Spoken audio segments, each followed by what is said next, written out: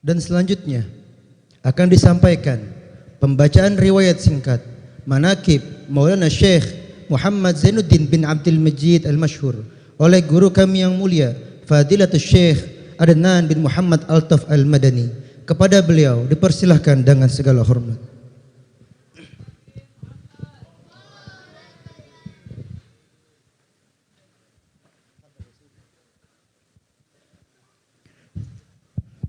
Assalamualaikum warahmatullahi wabarakatuh.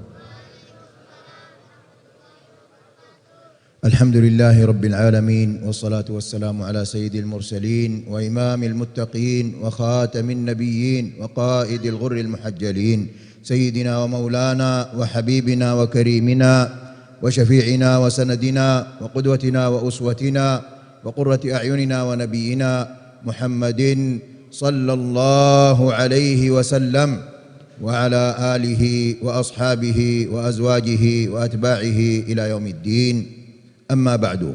Alhamdulillah, tetamu kita Maulana Syekh Adnan Altaf dalam nasihatnya pertama beliau bersyukur kepada Allah Subhanahu wa taala atas nikmat yang Allah berikan. Kemudian salawat dan salam kepada baginda Nabi besar Muhammad sallallahu alaihi wasallam. Panjang beliau memuji Nabi Muhammad, mengagungkan Nabi Muhammad, mengistimewakan baginda Nabi besar Muhammad sallallahu alaihi wasallam. Kemudian beliau bersalawat dan salam kepada keluarga Nabi dan sahabat-sahabat Nabi besar Muhammad sallallahu alaihi wasallam. يقول الله سبحانه وتعالى في كتابه العزيز: اليوم أكملت لكم دينكم وأتممت عليكم نعمتي ورضيت لكم الإسلام دينا. Beliau menyampaikan firman Allah Subhanahu wa taala bahwasanya pada hari ini kami telah menyempurnakan untuk kalian, yaitu pada hari ketika Nabi Muhammad di padang Arafah, bahwasanya hari ini telah kami sempurnakan untuk kalian, yaitu agama adalah agama Islam. من صور كمال هذا الدين وتمام النعمة حفظ الإسلام منذ جاء به النبي صلى الله عليه وسلم الكتاب والسنة إلى يوم القيامة. قال الله سبحانه: إنا نحن نزلنا الذكر وإنا له لحافظون. Sesungguhnya Allah Subhanahu wa taala telah menyempurnakan agama ini dengan adanya baginda Nabi besar Muhammad sallallahu alaihi wasallam, dan sesuai bahwasanya Allah Subhanahu wa taala yang telah menjaga memelihara Al-Qur'an sebagai mukjizat bagi Nabi besar Muhammad sallallahu alaihi wasallam. أدى النبي صلى الله عليه وسلم أمانة هذا الدين وبلغ الرسالة. قال الله سبحانه: هو الذي بعث في الأميين رسولا منهم يتلو عليهم آياته ويزكيهم ويعلمهم الكتاب والحكمة. Baginda Nabi besar Muhammad sallallahu alaihi wasallam telah menyampaikan agama ini, telah melaksanakan tugas baginda Nabi besar Muhammad sallallahu alaihi wasallam dengan mengajarkan, membawa Al-Qur'an, mengajarkan apa ada yang ada diisi kandungan Al-Qur'an, dan mengajarkan, membacakan kepada mereka Al-Qur'an. في هذه الآية الأخيرة التي تلوتها عليكم قد بين الله مقاصد البعثة الأربعة ووظائف البعثة النبوية الشريفة، وهي تلاوة القرآن، وهي الثانية تزكية النفوس، والثالثة تعليم الكتاب أي معانيه، والرابعة تعليم الحكمة. Dalam ayat ini Allah Subhanahu wa taala menyebutkan bahwa tentang kesempurnaan diutusnya Nabi besar Muhammad sallallahu alaihi wasallam, dibacakan Al-Qur'an, kemudian lagi tentang pembersih jiwa, dan kemudian untuk mengajarkan kepada mereka tentang ilmu. اختار الله سبحانه وتعالى لنبيه واصطفى 124 ألف من الصحابة الذين أدوا أمانة وظائف النبوة ومهام النبوة ومسؤوليات النبوة ومقاصد بعثة النبي صلى الله عليه وسلم. فبعضهم كان مفسرا، وبعضهم كان قارئا، وبعضهم كان محدثا، وبعضهم كان من أهل السنة والرواية. Di antara mereka baginda Nabi besar Muhammad sallallahu alaihi wasallam diperkuat juga oleh Allah Subhanahu wa taala dengan diutus para sahabat-sahabat Nabi besar Muhammad yang jumlahnya amat banyak, di antara mereka para sahabat ada yang ahli Quran, ada yang ahli tafsir, ada yang ahli hadis, ada yang ahli meriwayatkan hadis dari baginda Nabi besar Muhammad sallallahu alaihi wasallam. وطبقة منهم اختاروا التزكية والتصفية ثم ورثوا هذه الوظائف الأربعة إلى من بعدهم من التابعين، فكان من التابعين أئمة في التفسير، وكان منهم أئمة في الحديث، وكان منهم أئمة في التصوف والتزكية والأخلاق، وكان منهم أئمة في التلاوة والقرآن. Di antara mereka para sahabat radhiyallahu anhum ada yang bidangnya di dalam mensucikan jiwa.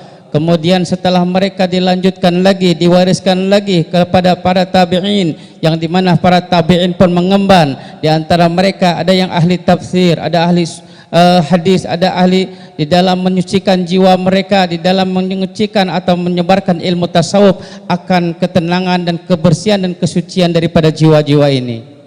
يقول النبي صلى الله عليه وسلم في هذا المعنى أن الله اختار من كل زمان وفي كل زمان رجال في كل باب من أبواب الدين وشعبة من شعب الدين ووظائف النبوة، فقال النبي صلى الله عليه وسلم يحمل هذا العلم من كل خلف عدوله ينفون عنه تحريف الغالين وانتحال المبطلين وتأويل الجاهلين.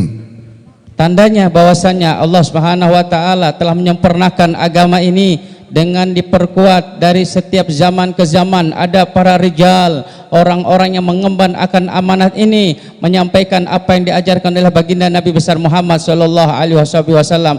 Di antara mereka ada yang menyusun, mengarang kitab sehingga terjagalah daripada agama ini, dari ajaran ini, dari tangan-tangan yang tidak bertanggung jawab, dari tangan-tangan yang akan merubah daripada ajaran yang suci ini, sehingga terjagalah ajaran ini disebabkan oleh mereka yang telah bertanggung jawab, mengamanatkan dan memegang teguh daripada amanat Allah dan amanat baginda Rasulullah sallallahu alaihi wasallam. قيض الله لهذه الأمة من يحفظ لها دينها في كل باب وشعبة، وكان من هؤلاء رجل من رجال من نسل عثمان رضي الله تعالى عنه، واسمه الشيخ رحمة الله الكرانوي، الذي جاهد في سبيل الله وناظر في سبيل الله وهزم المسيحيين والإنجليز الذين حكموا واستعمروا واستحلوا بلاد الإسلام في شبه القارة الهندية، فهزمهم في المناظرة وجادلهم وأحسن الجدال، ثم أمروا بقتله لأنه يضر دينهم، فهرب بدينه إلى مكة المكرمة، وقيض الله له امرأة صالحة اسمها صولة النساء، فأسس المدرسة الصولتية في جوار بيت الله الحرام. كانت هذه المدرسة مقيضة، وكانت هذه المدرسة مصطفى ومنتخبة لمدة 150 سنة تخرج الرجال العلماء المفسرين المحدثين الفقهاء القضاة الخطباء والأئمة للمسجد الحرام. Kemudian dilanjutkan daripada pewaris Nabi besar Muhammad sallallahu alaihi wasallam, seorang dari keturunan Utsmaniyah, yang beliau adalah Syekh Rahmatullah.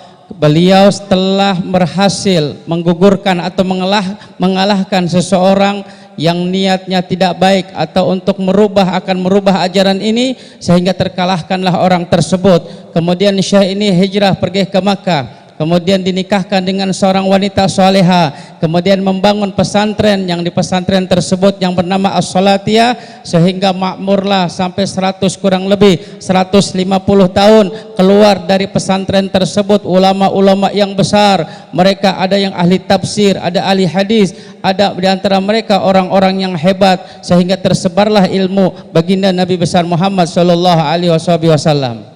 ثم قيض الله واختار وانتخب من بلادكم بلاد أندونيسيا رجالا يحمون هذا الدين، رجالا يحملون الأمانة، رجالا حملوا مناصب النبوة ووظائفها. منهم الشيخ هاشم أشعري، درس في المدرسة الصولتية عند الشيخ رحمة الله الكرانوي، ومنهم الشيخ مصطفى المنديلي صاحب ومؤسس المدرسة المصطفوية في بلاد مدينة وميدان أو في ميلاد منديلي، ومنهم الشيخ زين الدين الأنفناني الصولتي الفنشوري المشهور الذي هو من جزيرة لومبوك. درسوا هؤلاء في المدرسة الصولتية وانتخبهم الله من بلادكم العظيمة، وذهبوا إلى مكة وهاجروا وضحوا بأنفسهم وببلادهم وأخذوا العلم وحملوا الأمانة ورجعوا إلى هذه البلاد وشاركوا في استقلالها من الاستعمار والظلم والاضطهاد. Di antara mereka orang-orang yang telah berhasil keluar daripada pesantren As-Salatiyah tersebut adalah Syekh Kiai Haji Hashim Asy'ari, pendiri daripada Nahdlatul Ulama. Beliau belajar ilmu di sana, menyebarkan pulang ke Indonesia, menyebarkan ajaran baginda Nabi besar Muhammad sallallahu alaihi wasallam yang telah dipetik daripada madrasah tersebut. Di antara mereka yang telah keluar daripada madrasah Salatiyah yaitu Syekh Mustafa yang pendiri pesantren Al-Mustafawi yang ada di Mandiling atau di Medan. Beliau pun semangat di dalam menuntut ilmu, menyebarkan ilmu di tanah air kita Indonesia ini. Di antara mereka adalah Syekh Maulana Sahibul Haul yaitu Syekh Abdul Majid, di mana beliau pun dengan semangatnya menuntut ilmu, pilihan daripada pilihan Allah Subhanahu wa taala. Beliau semangat belajar menuntut ilmu, menggali ilmu, mengkaji ilmu, belajar dari ulama-ulama yang penuh dengan keistimewaan di sana, pulang menyebarkan ilmu agama di pesantren. Beliau membangun madrasah-madrasah yang ada di Lombok sana, sehingga sampailah ilmu beliau di tengah-tengah kita yang kita hadiri acara yang penuh berkah ini.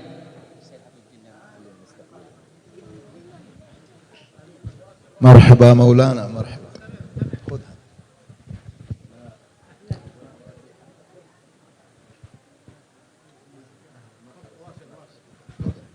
بإذنكم حبيب. يا مرحبا. كيف حالك؟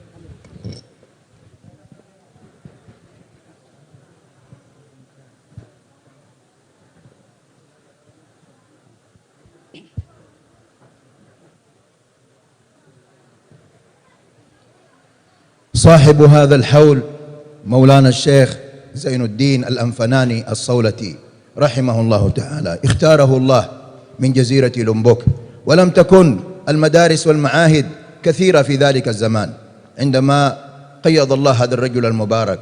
كانت جزيرة لومبوك جزيرة صغيرة محدودة لا تعرف كثيرا خارج البلاد. خرج هذا الرجل المبارك في عمر صغير إلى بلاد الحرمين الشريفين. ولد في 1327. زاره قبل ولادته رجل مبارك من العرب من حضرموت، وسموا الولد بعد ولادته باسم هذا الرجل، اسمه محمد السقاف. وهذا إشارة إلى أن هذا المولود القادم سيكون من الأولياء، سيكون من الصالحين، سيكون من الذين يستجاب دعاؤهم. جاء هذا الرجل المبارك من العرب من حضرموت، بارك لهذا الولد ونصح ووصى أبوه عبد المجيد بأن هذا الولد الذي سيولد سيكون رجلا مباركا. Kemudian di antara mereka adalah Syekh Maulana Sahibul Haul, Syekh Abdul Majid. Beliau belajar dengan kesungguhan di Madrasah Salatiyah, pilihan dari pilihan Allah Subhanahu wa taala, sehingga beliau pulang ke tanah air Indonesia, terutama ke Lombok sana. Yang dulu belum ada madrasah, belum ada pesantren ketika sebelum beliau tiba. Namun setelah beliau datang ke tempat tersebut, sehingga dibangunlah pesantren-pesantren, madrasah-madrasah, sehingga tadinya atau pulau yang kecil itu sehingga terkenal dengan keilmuannya, sampai beliau pun menyebarkan dengan semangatnya dakwahnya, ajarannya yang telah beliau petik daripada madrasah tersebut. Kemudian hadirin dimuliakan oleh Allah Subhanahu wa taala, beliau adalah ketika dilahirkan yang pertama nama beliau adalah Sayyid Muhammad As-Segaf, yang menunjukkan bahwasanya beliau adalah seorang yang akan menjadi orang yang besar kelak. Ketika itu beliau akan menjadi orang yang istimewa yang akan menyebarkan ajaran baginda Nabi besar Muhammad sallallahu alaihi wasallam. سمي الشيخ محمد زين الدين الأنفناني الصولتي رحمه الله ابتداء عند الولادة باسم هذا الرجل المبارك، هذا الولي المبارك الذي زارهم، فسمي محمد السقاف ابتداء، حتى هاجر في عمر 17 إلى مكة المكرمة. كانوا حجاجا مع الوالد ومع الأقارب ومع المشايخ، فلما وصلوا إلى مكة المكرمة اختاره الله للمكث وللمقام وللملازمة وللمصاحبة لأهل العلم والدين ولأهل التفسير والحديث والفقه في جوار بيت الله الحرام. درس 2 تقريبا في الحلقات، أخذه والده عند العلماء يستجيزهم يطلب له الدعاء حتى قيض الله له الشيخ محمد أمين كتبي فأخذه إلى المدرسة الصولتية وسجله فيها. Kemudian beliau ketika umur 17 tahun dibawa oleh ayah beliau untuk pergi haji ke Baitillah. Di sana dipertemukan dengan ulama-ulama besar, belajar ilmu agama, duduk bersama mereka, mengambil ilmu bersama mereka, memandang wajah mereka dengan semangatnya, sehingga akhirnya beliau bertemu dengan Syekh Muhammad Amin Kutbi. Syekh Muhammad Amin Kutbi, sehingga beliau dibawa ke Madrasah As-Salatiyah untuk belajar ilmu di tempat yang penuh berkah itu, dari ulama-ulama yang istimewa, ulama-ulama besar yang ada di Madrasah Salatiyah, mengkaji ilmu, belajar ilmu, dan penuh dengan semangat beliau mempelajari akan ilmu tersebut. كان منهج الصولتية في ذلك الزمان 9 سنوات لكي يتخرج الطالب، ولكن الشيخ زين الدين الأنفناني رحمه الله تعالى بجهاده وجهده وجده استطاع أن ينتهي من هذا المنهج كاملا في 6 سنوات تقريبا. ثم بعد ذلك مكث في مكة 2 سنين يخدم شيخه الشيخ حسن المشاط، وأراد الشيخ زين الدين أن يبقى في مكة في خدمة أساتذته، خاصة الشيخ حسن مشاط والشيخ السيد محمد أمين كتبي رحمهم الله تعالى، ولكن منعه الشيخ حسن وقال له سينفع الله بك بلدك. فرجع بعد 2 خدمة بعد التخرج من الصولتية، التحق بها في 1341 تقريبا، أو هاجر إلى مكة في 1341 وتخرج منها في 1353 أو 52 ثم رجع إلى بلاده. Pelajar yang belajar di Madrasah As-Salatiyah biasanya itu 19 tahun di sana belajar baru mereka boleh pulang, kecuali dengan Syekh Maulana ini, Sahibul Haul ini, beliau tamatkan, khatamkan di dalam mengkaji belajar ilmu madrasah tersebut tidak memerlukan 19 tahun, namun hanya dengan 6 tahun beliau cukup belajar, namun telah mempelajari keseluruhan pelajaran-pelajaran yang ada di Salatiyah tersebut, sehingga beliau niat ingin berkhidmah kepada Syekh Hasan Al-Mashad, namun beliau tidak menginginkan. Namun kata beliau bahwasanya pulang ke tanah air Indonesia menyebarkan ilmu agama yang telah beliau dapatkan itu lebih manfaat daripada beliau tinggal di kota Mekah khidmah kepada guru-guru beliau. Namun setelah beliau pulang ke rumah ke Indonesia, beberapa tahun kemudian beliau balik lagi, baru beliau bisa berkhidmah kepada guru-gurunya, dan beliau pun pulang lagi ke tanah air Indonesia menyebarkan dakwah ilallah, mengajarkan akan ilmu yang beliau telah dapati dari orang-orang yang mulia di kota Mekah tersebut. سمع الشيخ زين الدين الأنفناني من أهل مكة من جوار بيت الله أهل العلم، سمع الشيخ حسن مشاط، سمع الشيخ أمين كتبي، سمع كبار العلماء والأولياء في ذلك الزمان. بعد ذلك لما أراد البقاء لم يسمحوا له، فلما رجع فتح الله عليه، فتح الله عليه أبواب الدين، فتح الله عليه أبواب الدنيا، فتح الله عليه أبواب الدين، فتح الله عليه شعب الدين، فصار رجلا معروفا مشهورا في بلاده بالمدارس والمعاهد، وسمي بأبي المدارس والمعاهد أو بأبي المساجد والمعاهد لكثرة ما فتح على يديه من مدارس ومعاهد. واليوم من زار لومبوك يجد فيها آلاف المدارس، يجد المدارس التابعة لمؤسسته التي أسسها وهي حزب نهضة الوطن، آلاف مؤلفة، ومساجد تابعة لهذه النهضة آلاف مؤلفة في جزيرة صغيرة في عمر رجل واحد. استطاع هذا الرجل المبارك أن يؤدي هذه المهمة العظيمة بدعوات وسماعه وإطاعته لمشايخه. Syekh Maulana Zainuddin, beliau mendengarkan ilmu agama, belajar ilmu agama, duduk di hadapan para guru-guru yang besar di kota Makkah, sehingga beliau mendapatkan doa dan keberkahan daripada guru-guru beliau, pulang ke tanah air Indonesia, terutama ke Pulau Lombok sana, sehingga beliau menjadi orang yang telah berhasil untuk mendapatkan keistimewaan baik dunia dan di akhirat. Beliau membangun pesantren, bahkan Madrasah As-Salatiyah yang mungkin sekarang jumlahnya udah 1000 lebih. Kemudian beliau pun sampai dikenal saking banyaknya madrasah pesantren yang beliau bangun, sehingga dikenal dengan ayahnya madrasah, dengan ayahnya para masjid-masjid yang dibangun saking banyaknya di sana. Kemudian beliau pun semangat menyebarkan ilmu agama, sehingga tersebarlah ilmu di beberapa atau di pulau tersebut dan kepada pulau-pulau yang lain di tanah air kita Indonesia ini. أختم سيرة الشيخ زين الدين الأنفناني بكلمة سمعتها بأذني في تسجيل صوتي بصوت الشيخ زين الدين الأنفناني رحمه الله تعالى في لومبوك، وهو يقول في بعض خطبه: أخذت التقوى من السيد أمين الكتبي، ويقول أخذت الإخلاص من الشيخ حسن المشاط. على ماذا يدل هذا الكلام؟ يدل أنهم لم يذهبوا فقط للعلوم الظاهرة، ولم يأخذوا فقط العلوم الظاهرة، ولم يختموا الكتب ورجعوا إلى بلادهم، بل أخذوا الصفات والأخلاق والكمالات، بل أخذوا الباطن مع الظاهر. إذن جمعوا بين الأمرين، جمعوا بين الطريقة والشريعة على منهج الأولين. Beliau mendengar bahwasanya Umi putri daripada Syekh Maulana Zainuddin telah mengatakan di dalam rekaman daripada nasihat atau kalimat disampaikan oleh Syekh Maulana Muhammad Zainuddin, beliau mengatakan, aku telah mengambil ketakwaan daripada guruku yaitu As-Sayyid Muhammad Qutbil Amin, dan aku telah mengambil tentang ikhlas daripada aku punya guru yaitu Syekh Hasan Masad, sehingga ternyata beliau mengambil ilmu tersebut bukan hanya ilmu zahir atau ilmu fikih atau ilmu-ilmu yang lain, namun beliau mengambil langsung daripada guru-guru besar beliau, yaitu tentang ketakwaan kepada Allah, tentang tulusnya ibadah kepada Allah Subhanahu wa taala, dan beliau sebarkan apa yang telah beliau dapatkan dari guru-guru mulia beliau.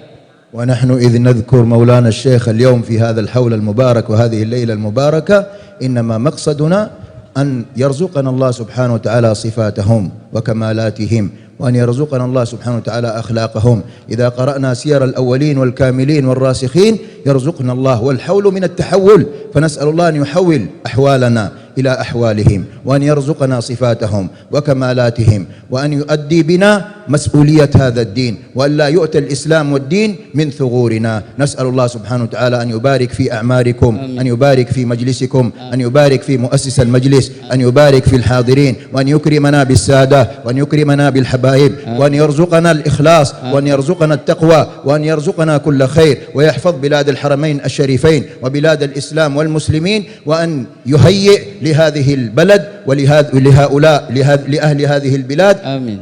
أمرا رشدا وولاية رشدا وحكومة رشدا. وصلى الله تعالى على سيدنا ومولانا محمد وعلى آله وصحبه أجمعين، وسلام على المرسلين، والحمد لله رب العالمين. Ditutup ceramah beliau, nasihat beliau, tidak lainlah kita menyebut nama Syekh Maulana Muhammad Zainuddin bin Abdul Majid, mengingat haul beliau, melainkan kita untuk mengambil, mempraktekkan pada diri kita bagaimana akhlak beliau, bagaimana adab beliau, bagaimana khusyuk beliau, bagaimana zuhud beliau, bagaimana apa yang telah beliau contohkan di dalam kehidupan beliau, agar kita mengambil sifat-sifat tersebut untuk kita praktekkan dalam kehidupan kita sehari-hari. Inilah yang dikenamakan dengan haul, yaitu perubahan, perpindahan dari tidak baik menjadi lebih baik lagi. Yang tanya kita tidak mengerti bagaimana perjalanan yang istimewa, mendengar sifat mereka, mendengar perjalanan mereka, kita ikuti perjalanan sifat-sifat mulia sehingga kita mendapatkan kemuliaan seperti mereka mendapatkan kemuliaan. Kita meyakin doa beliau diijabah. Tadi doa beliau panjang sekali. Semoga doa kita dan doa beliau semuanya dikabulkan, diijabah oleh Allah Subhanahu wa taala. Amin ya rabbal alamin. Assalamualaikum warahmatullahi wabarakatuh.